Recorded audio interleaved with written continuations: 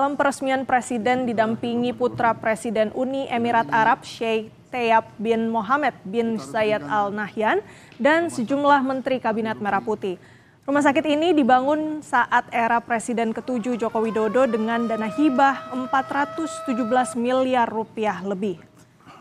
Laporan rumah sakit ini memiliki peralatan mungkin yang tercanggih di seluruh Indonesia. Saya dapat laporan hanya ada 4 rumah sakit di Indonesia yang memiliki peralatan secanggih ini. Dan di Jawa Tengah ini satu-satunya. Juga memberitahu ke Menteri Kesehatan bahwa saya menghendaki tiap kabupaten kota memiliki rumah sakit yang canggih seperti ini.